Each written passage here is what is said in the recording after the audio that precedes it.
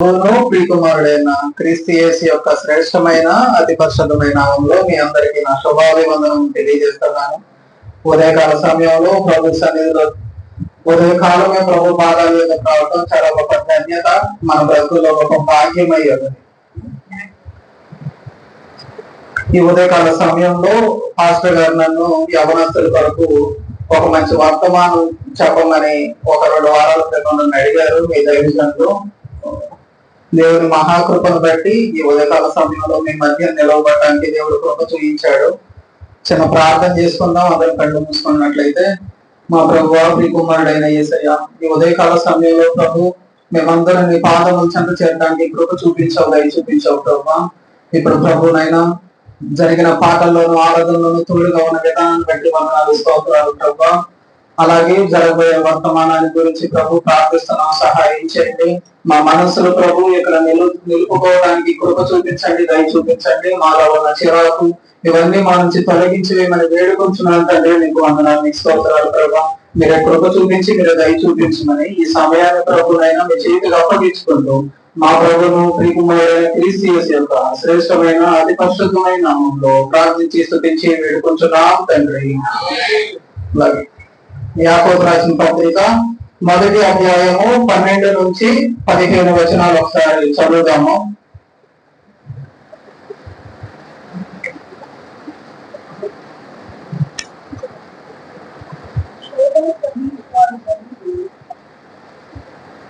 శోధన సహించువాడు ధన్యుడు, అతడు శోధనను నిలిచిన వాడై ప్రభువు తనను ప్రేమించు వారికి వాగ్దానము చేసిన జీవ కిరీటము పొందును. దేవుడు కీడు విషయమై శోధింపనేరడు, ఆయన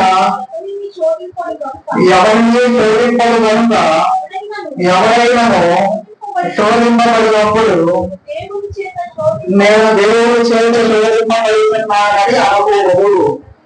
ప్రతివాడును తన స్వకీయమైన దురాశ చేత ఏర్పడి మరువబడిన వాడై శోధింపబడను. దురాశ గర్భము ధరించి పాపమును కనగా పాపము పరిపక్వమై మరణమును కనను. ఇక్కడ మనం అతి ముఖ్యంగా గమనించాల్సిన విషయం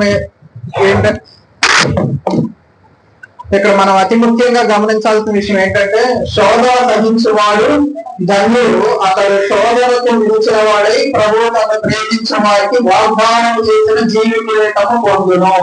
ఎవరైనా క్రైస్తవ భక్తి జీవితంలో అతను మారు మనసు పొందిన తర్వాత అతనికి మారు మనసు పొందిన క్షణం నుంచి తన శరీరం తన ప్రాణం తన నుంచి విడిచి వెళ్ళేంత వరకు తనకి ఎదురయ్యేది ఏమైనా ఉందంటే అది శోధన మాత్రమే.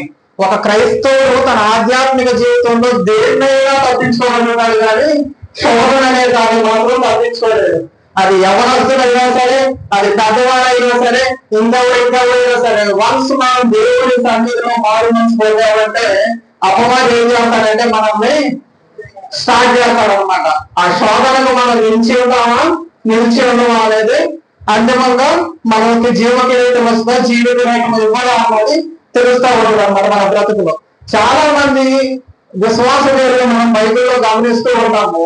సహజంగా మన బ్రతుకుల్లో కూడా శోధనలో 2 రకాల మనుషులు ఉంటారు.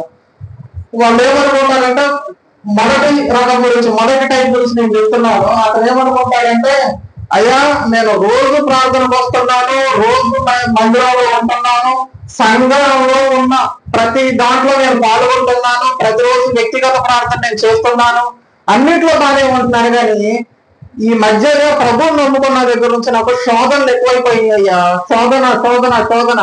నేను ఏదైతే చెయ్యాలనుకుంటున్నానో దాన్ని చేయలేకపోతున్నాను, ఏదైతే చేయకూడదనుకుంటున్నానో దాన్ని నేను పదే చేస్తున్నానయ్యా అనేది మొదటి రకం.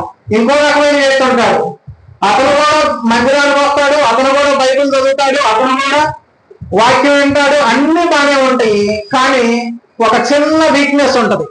ఒక చిన్న వీక్నెస్, దాన్ని ఏంటంటే లైట్ తీసుకుంటాడు. తన బలాన్ని బట్టి తను సంతోషిస్తూ ఉంటాడు, కానీ ఆ వీక్నెస్ బట్టి ఏంటంటే ఏముంది, చిన్నదే కదా, ఈ చిన్నదే కదా, ఇది నన్నేం చేస్తుంది అని ఆ చిన్న శోధన ఏంటంటే నిర్లక్ష్య పెడుతూ ఉంటాడు. ఒకవేళ మనం ఈ మొదటి దాంట్లో ఉన్నామేమో, ఈ మొదటి రకంలో ఉన్నామేమో ఒకసారి ఆలోచించుకోండి. మొదటి రకంలో ఉన్న వాళ్ళకి ఇబ్బంది ఏమి లేదండి. అది క్రైస్తవ ఆధ్యాత్మిక జీవితంలో అది ఒక నిరంతర ప్రాసెస్. ఆ శోధన అనేది ఎప్పుడు ఉంటానే ఉంటుంది. ఇన్ కేస్ రెండో రకంలో కనుక మనం ఉన్నామేమో ఈ ఉదయకాల సమయంలో ఒకసారి మనం పరీక్షించుకోవాలి. ఎందుకు ఈ మాట చెప్తున్నానంటే, శోధన ఏ రకంగా మనిషిని పడవేస్తుంది, ఏ రకంగా మనిషిని పతనానికి దారితీస్తుంది అనేది నేను బైబిల్లో ఒక మంచి రాజును మీకు చూపిస్తాను. ఈ శోధన ఏం చేస్తుందంటే కొంతకాలం పోరాడటం చివరాకరికి ఏమంటే ఆ శోధనని జయించలేకపోగా రెండోది ఏం చేస్తామంటే దాంట్లో రాజీ పడిపోతాం. రాజీ పడిపోయినప్పుడు ఏంటంటే అది అలవాటుగా మారిపోతుంది. ఈ రాజీ పడిన ఒక రాజు ఈ బైబిల్లో చూపిస్తాను. ఆయన మొదటి రాజుల గ్రంథము 22వ అధ్యాయంలో కనిపిస్తాడు. ఆయన ఆసా కుమారుడు, ఆయన పేరు యెహోషాపాతు.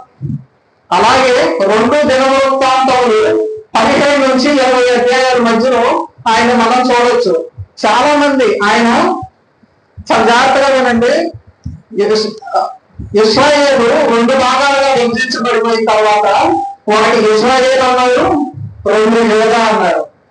అంటే యూదా ఆంధ్ర తెలంగాణ విభజించబడిన ఆంధ్ర అన్నారు, తెలంగాణ అన్నారు. అలాగే యూదా, అలాగే ఇశ్రాయేలు కొంతమంది రాజులు పరిపాలన చేశారు, యూదాను కూడా కొంతమంది రాజులు పరిపాలన చేశారు. ఆ పరిపాలన చేసిన రాజుల్లో ఈ యెహోషాపాతు అనే అతను 4వ రాజు.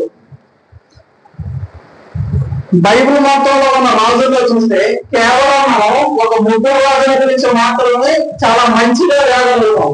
దేవుడి మార్గాల్లో నడిచారని, దేవతార్థములు పడగొట్టారని, ఇటువంటి మాటలన్నీ మనం వింటాం. వాళ్ళు ఎవరు అంటే హిజ్కియా, యోషియా, యెహోషాపాతు. ఇవాళ ఆ యెహోషాపాతు గురించే మనం మాట్లాడుకుంటున్నాము. తన భక్తి జీవితంలో తను ఉన్నతమైన స్థితిలో ఉండగా ఎందుకు రాజీ పడ్డాడు, ఏ విధంగా రాజీ పడ్డాడు, అపవాది ఏ రకంగా అతన్ని చాలా కుయుక్తితో అతను మోసం చేస్తుంది అనేది చాలా క్లియర్ గా ఉన్నది. ఎంతో ఎత్తుకెళ్ళాడు. ఒక చిన్న రాజీ పడటం వల్ల తన బ్రతుకు ఏ రకంగా మారిపోయింది అనేది మనం ఈ పూట ధ్యానం చేస్తున్నాము. అలాగే 2వ దినవృత్తాంతములు 17వ అధ్యాయం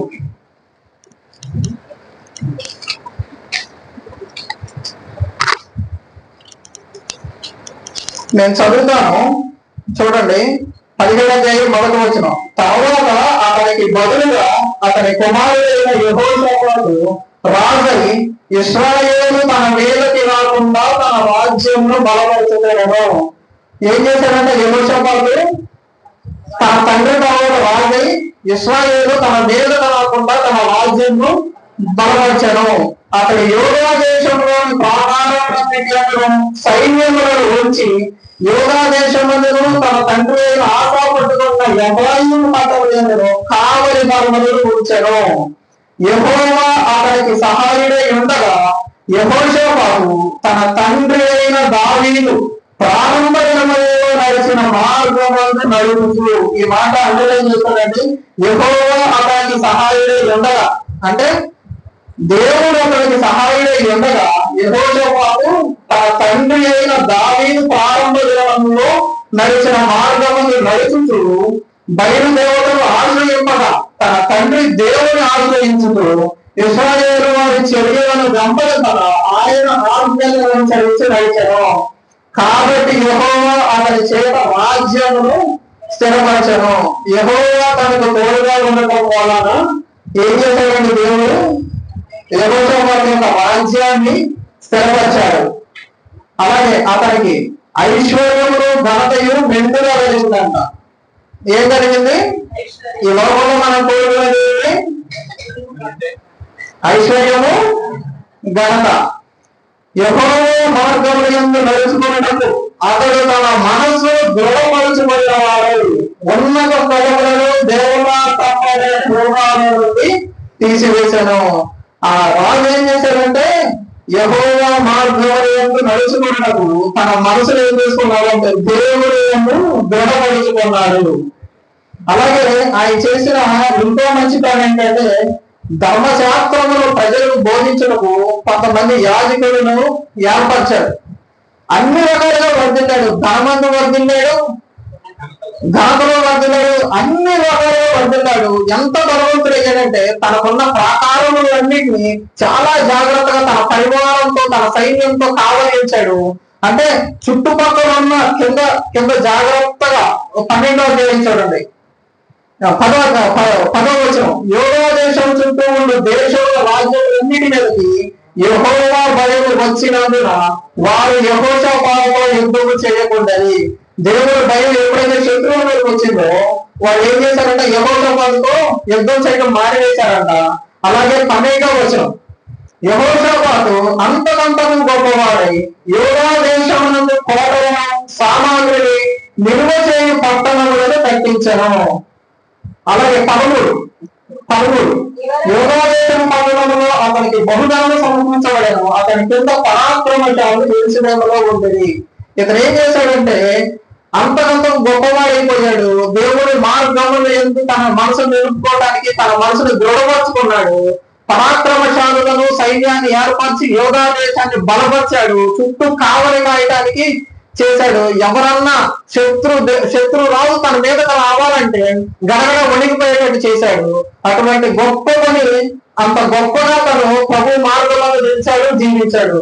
కానీ ఏం చేశాడు, 18వ మనకి వచ్చిన పాపం తనకు ఐశ్వర్యములు ఘనతయు అధికముగా కలిగిన తరువాత యెహోషాపాతు చాలండి ఆహాబుతో 1000 మంది తనకు ఐశ్వర్యములు ఘనతయు అధికంగా కలిగిన తర్వాత యెహోషాపాతు ఏం చేశాడంటే ఆహాబుతో 1000 మంది.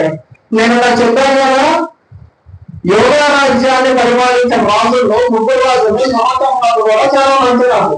అలాగే పక్కనున్న ఇశ్రాయేలు పరిపాలించిన రాజుల్లో అత్యంత దరిద్రమైన రాజు వాళ్ళు ఉన్నారంటే ఆహాబు.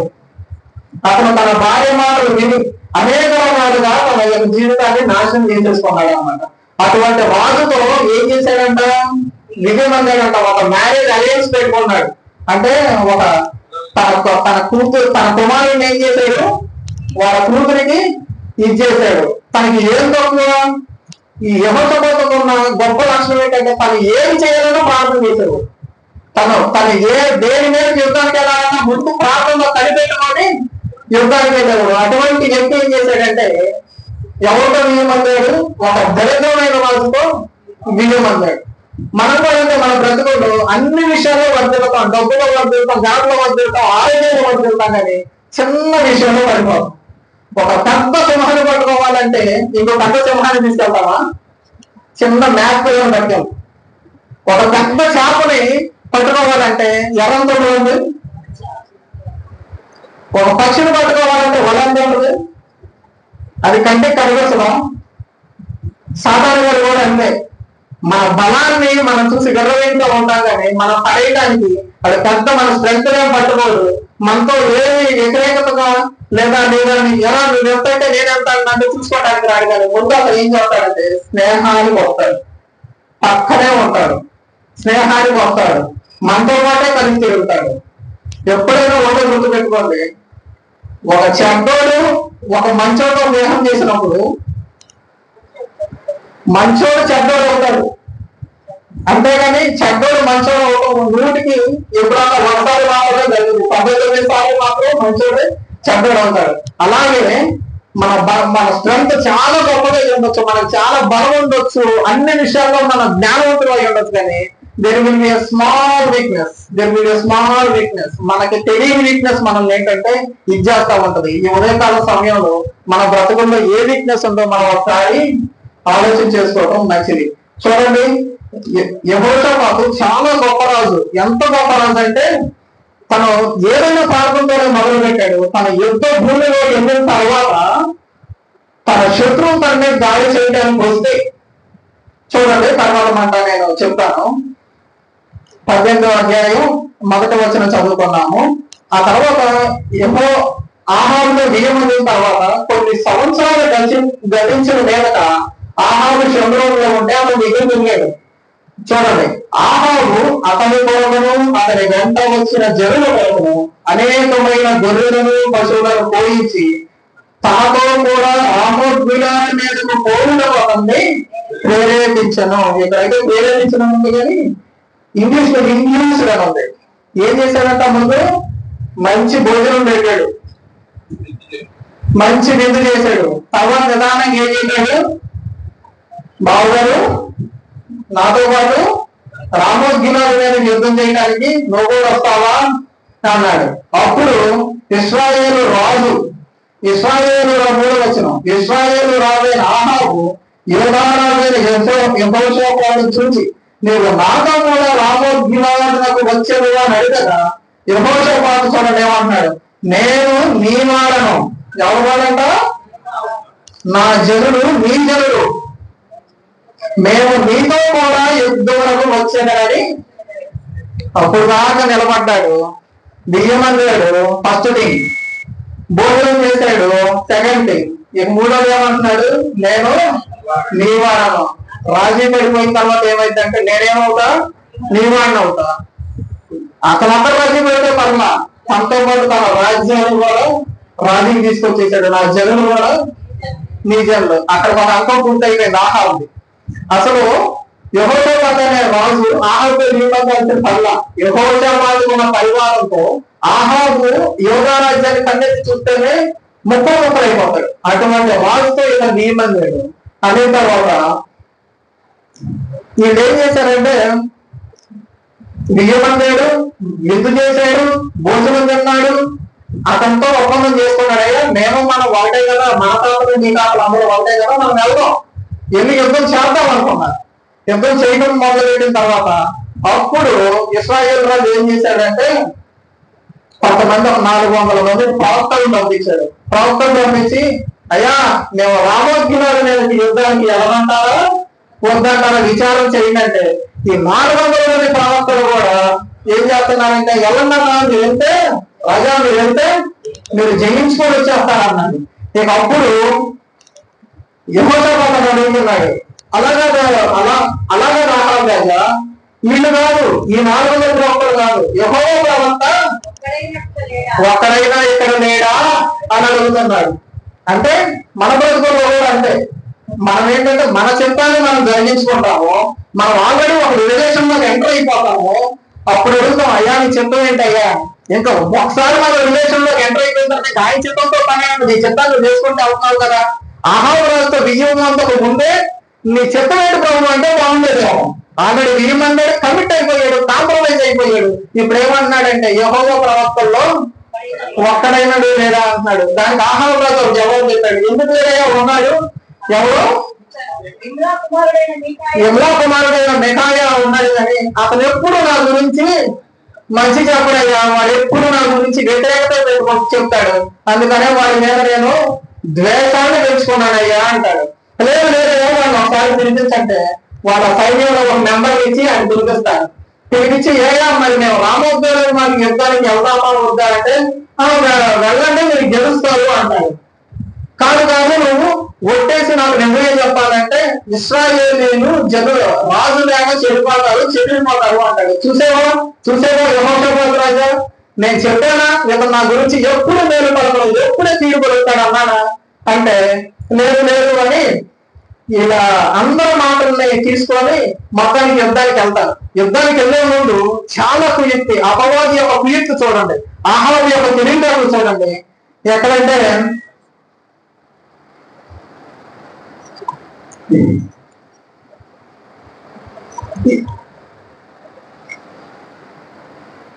ఆ మాట ఎక్కడ ఉందండి? 20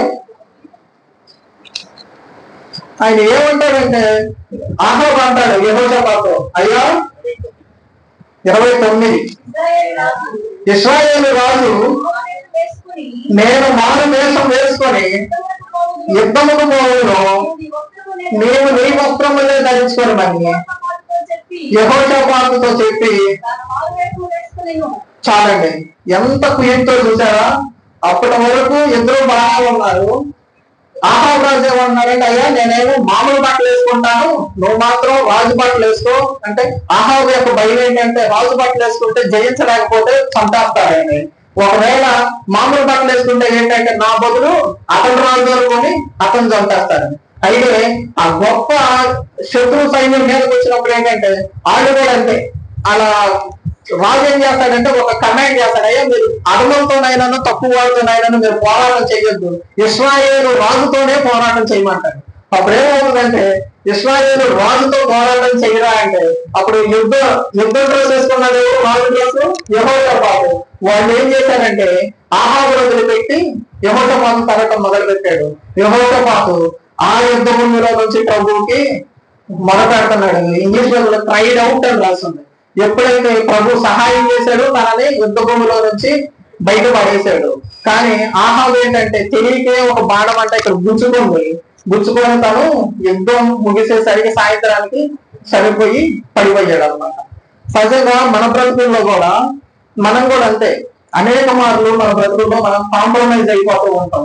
దేవుడు మనకి ఐశ్వర్యాన్ని, ఘనతని, శక్తిని అన్నిటిని ఇస్తాడు కానీ ఇస్తాడు కానీ చిన్న విషయాల్లో రాజీ పడిపోతాం. నేను ఈ ఉదయకాల సమయంలో 4 ముఖ్య విషయాలు చెప్తున్నాను చూడండి. మనిషిని పనిచేసే విషయాలు ఏమైనా ఉన్నాయా అంటే, ద ప్లేసెస్ వి గో. మొట్టమొదటి ఏంటంటే ద ప్లేసెస్ వి గో. ఒకసారి ఏ ప్రదేశానికి వెళ్తున్నావో అన్నది జాగ్రత్తగా చూసుకో. దావీదు మహాభక్తుడు, చాలా గొప్ప రాజు, చాలా భక్తిగా దేవునితో సహవాసం చేసిన వాడు. భయంకరమైన యుద్ధం జరిగినప్పుడు ఆయన ఉంటే యుద్ధంలో ఉండాలి, లేదా కార్పెట్ మీద ఉండాలి, ప్రార్థన చేస్తూ ఉండాలి. రాంగ్ ప్లేస్ లో ఉన్నాడు. ఏం చూశాడంటే రాంగ్ పిక్చర్ చూశాడు. సెకండ్ థింగ్ ఏంటంటే the pictures you see. First the the places, second the pictures.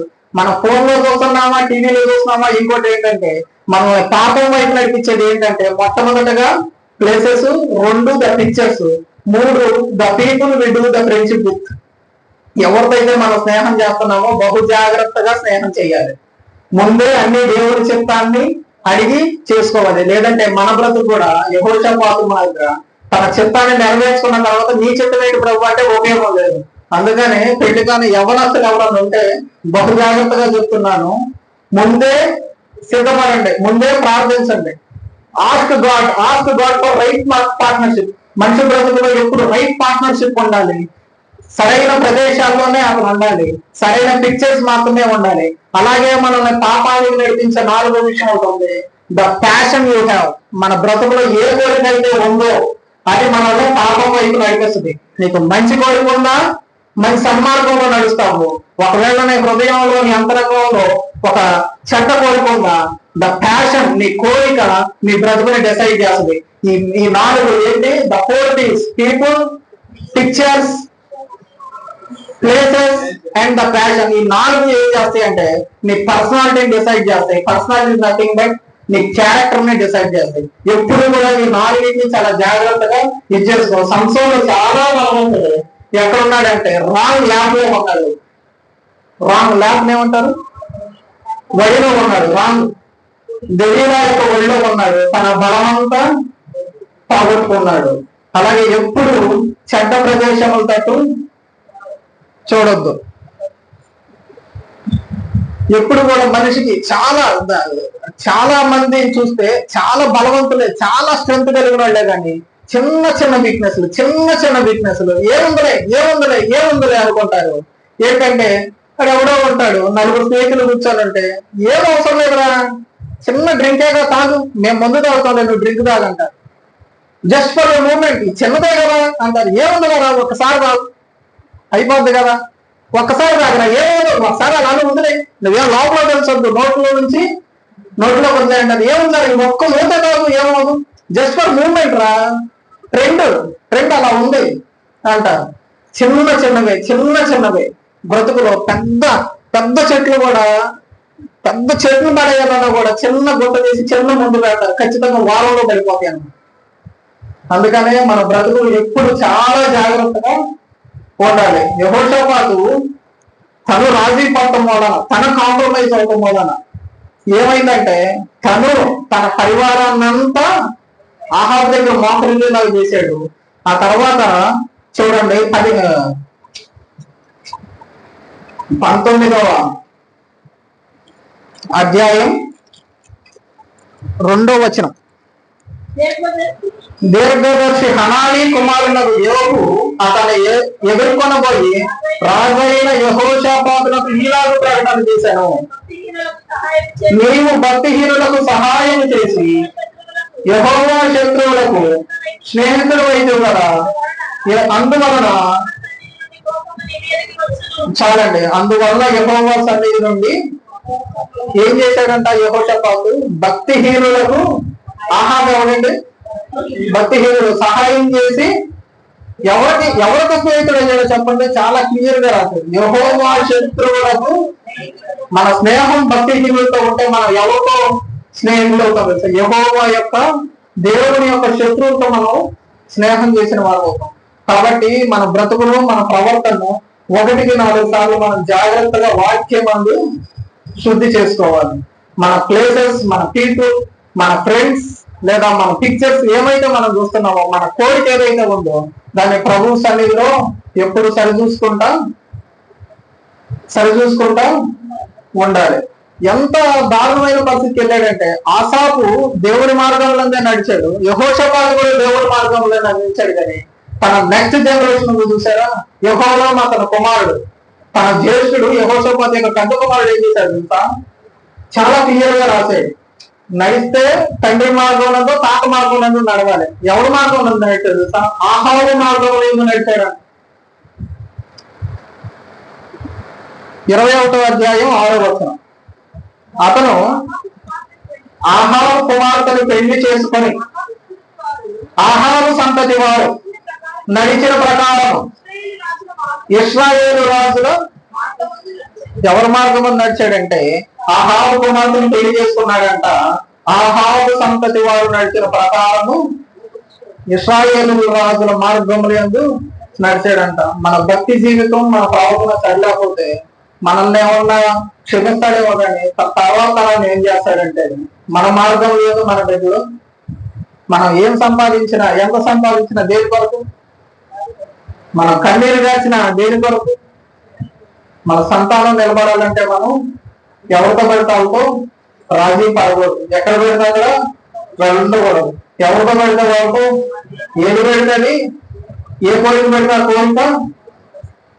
కాబట్టి ఎవరు పెట్టారా చాలా జాగ్రత్తగా ఒకసారి ఇంటికి వెళ్ళిన తర్వాత యెహోషాపాతు యొక్క జీవితాన్ని చూడండి. 1 రాజులు 22లో కనిపిస్తాడు. సుమారుగా 4 అధ్యాయాలు 17 నుంచి 20 దినవృత్తాంతం వరకు యెహోషాపాతు నిజంగా ఒక కాంప్రమైజ్, ఒక స్కాలర్ ఉంటున్నాడు. ఒక కాంప్రమైజ్ క్రిస్టియన్, ఒక రాజీ పడిన క్రైస్తవుడికి ఒక అన్యుడికి తేడానే లేదంట, వాళ్ళు ఒకటే. కాబట్టి ఎక్కడ కాంప్రమైజ్ అనేది పడద్దు. 34 నుంచి 1 మార్కు వచ్చే వరకు, 1 నుంచి 34 వరకు ఈ వరకు అయ్యి, అంతేగాని 34 వచ్చిన ఒక దాంట్లో 1 వచ్చిన ఒక దాంట్లో పెడతారా?